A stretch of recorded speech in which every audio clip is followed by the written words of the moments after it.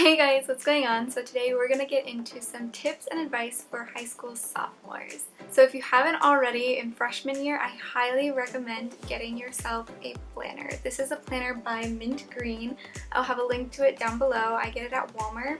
I love this specific planner because it is like 60% recycled. Like all of them say the percentage of how much of this planner is actually recycled. So this is an environmentally friendly planner and that's why I love it. I also love it because in the inside, and I'll show you here, it has big spaces for specific days, and then it also has like a full calendar view where you can write. So it has a big view of like each specific day, so you can write things for the days that you want. If you have a lot of things going on that day and you don't have space in the calendar view, you can write it on the weekly view.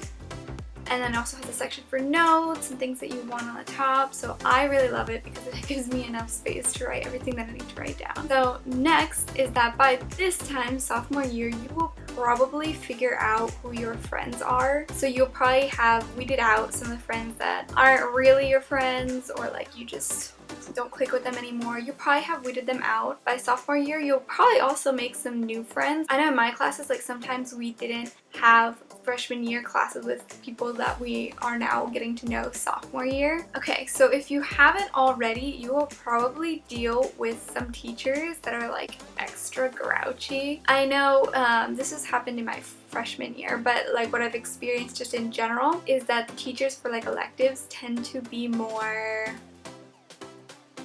grouchy. They have dealt with kids that were just awful, I feel like, and that's why some teachers like that have been scarred by those kind of kids. They just have no respect anymore for high school students. And I mean, while that's sad, all you can do is try to do your best. Like, be honest with them, try to do really well in their class, and just be a good student. Don't make yourself have any problems with them, and they will tend to respect you more. I know this happened in one of my electives freshman year. It was just a class that everybody took because they thought it was easy A and I thought they could pass it, and so they all took that class. I ended up taking that class because I just didn't like any of the other electives, and I had to deal with this teacher who did not really respect the students, or was like just not as friendly at all. Yeah, and I had to deal with him, and all I did was I got good grades in that class. I did not try to get myself on the bad side at all. I tried to stay as far away from that as possible. So whenever I needed like help, or if like there was a discrepancy with my grade, he was more lenient with me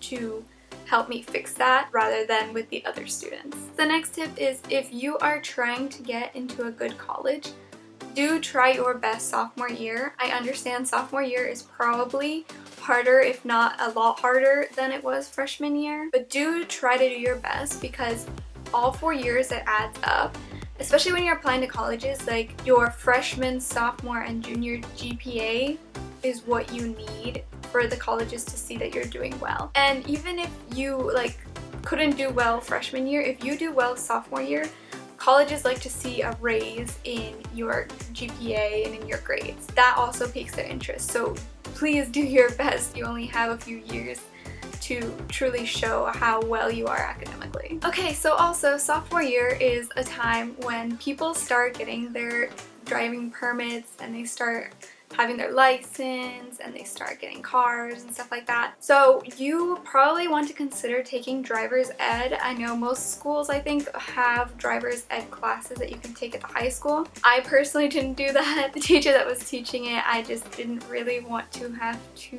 deal with them, so I ended up taking it online through a separate website. I know my sister, she took it online through like the virtual school website for our state, and so you can take it any way. I don't necessarily think that any way is better. It depends on what you want and what is more affordable to you. Online, it can be more expensive. I know my sister took it for free with the virtual school system of the state, and then I had to pay. Oh, and also, if you are getting a car, just be aware that there are people who will try to befriend you, or just try to be like hitchhikers. Like, you will experience people probably asking you for a ride home, or a ride to like Dunkin' Donuts, or like, you know, those kind of things. It's okay to say no to those people. I didn't have that problem because I didn't have a car sophomore year. Just be aware of that, okay? And it's up to you for like if you want to take those people on, but also be cautious of people who just might befriend you just because you have a car, because I know that probably does happen. Okay, so next is join clubs, especially if you are trying to impress a college and like get a good application for college. Definitely try to join some clubs. I know I joined a club sophomore year.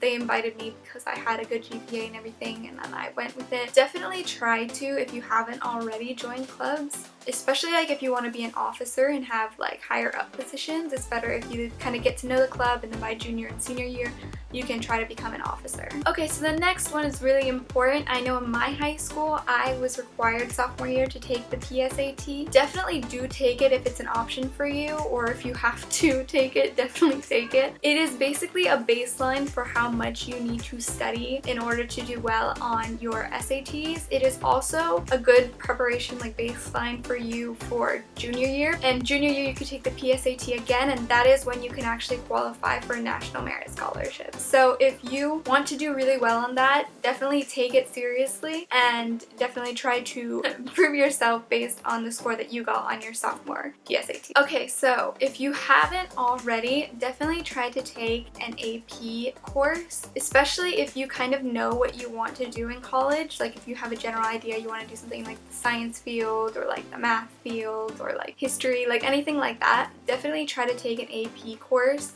that is in that kind of field. And if you haven't taken an AP course freshman year, I highly recommend that you start doing it sophomore year if you want to get those college credits, especially if you aren't doing programs like IB or dual enrollment. Definitely do that if you want to get college credit. That way you don't have to take those same classes in college. And if you have never taken an AP exam before, I highly recommend towards March and then into April, definitely getting like a review book for your AP course. If you can't afford buying the book off of like Amazon, for example, I know that a lot of students would sell their old AP books for a lot cheaper. And if you can't do that, there's also Khan Academy. I personally haven't really used Khan Academy for AP courses, but it definitely is a good option if you can't afford any of the things that I mentioned. Now, if you are really ambitious, you can start applying for scholarships right now, or at least start looking for scholarships. Some good websites for you to do that is FastWeb, or you can just like Google like scholarships for sophomores. Niche.com is another good one, and then you could also check with your school, because I know schools usually post out scholarships and like what their criteria is,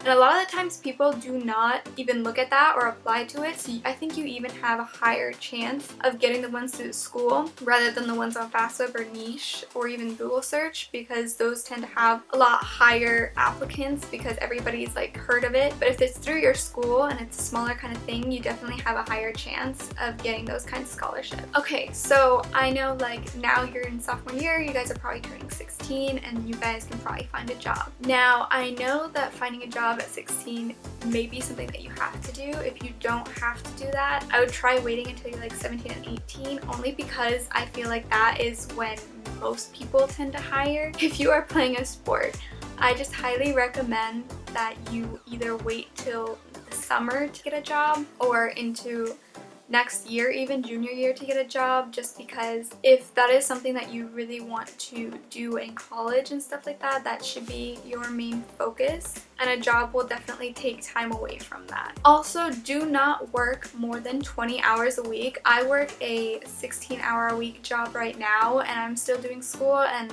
even that can get kind of stressful. So if you're in high school, definitely do not work more than 20 hours a week. You will be very, very stressed and probably dying. So please don't do that. And then also, based off my work experience, you definitely in high school want to get a job that has flexible hours. So in high school, I worked a lot in retail, and that had a lot of flexible hours for me. So I was able to work mainly in like the seasonal periods. So like Christmas and like Thanksgiving and Black Friday, like all those things, that's when they tend to schedule anymore. Other than that, I was available during the weekends, and I would work during some weekends when they called me in or not. So definitely work a job that has flexible hours, because that way you can still focus on your schoolwork while having a job. Next, you also have to keep track of any awards and honors that you receive and the date that you received them, and the same goes for like extracurricular activities and jobs, and like just make sure that you know like the date that you started as well as the date that you stopped doing those things. That just helps you if you keep track of them during sophomore year, it just helps you for applying to college, because they will ask you those things and like when you got them, or like when you started them and when you ended them. So definitely try to keep track of all those things throughout your years in high school. So if you haven't already, definitely try to research universities that you might want to go to, especially to get a feel for like the SAT score that you need and the GPA that you need, as well as like the tuition, because usually out of school states cost more and in-state schools cost less. So definitely try to see what is better for you and like which ones that you like in general. Or if you don't already know what you want to study, make sure like they have a lot of options for you too. Okay, so last thing, definitely try to get your community service hours done as soon as possible. I was already doing them freshman year, but if you haven't done that already, try to do them sophomore year. I know that if you're in IB, you have to do the CAS hours, and those CAS hours actually count towards your community service hours that are probably required by your high school. I know my high school required 150 service hours. If you don't have IB, or like you're not doing IB, you can also do that through clubs. They give you a lot of opportunities for service hours, which might be able to count for your service hours that is required to graduate. Okay guys, that's all my high school tips and advice for high school sophomores. If you are a freshman watching this, I really hope that you find these tips helpful. If you are not in high school and you are watching this, I recommend checking out my 10 things every freshman needs to know video. I will leave a link in the description down below. And I hope that you like this video if you like it, and don't forget to subscribe for more tips and advice. And I will see you guys in the next video. Thank you so much for watching. Bye guys. Okay. Computer turned off. I don't like how I say it. I don't know where I was going with that. Do I like that? I don't know. Let's try it again. I know for if what's it called? Thank God I wasn't filming right then. I think that was okay. We're gonna stick with that.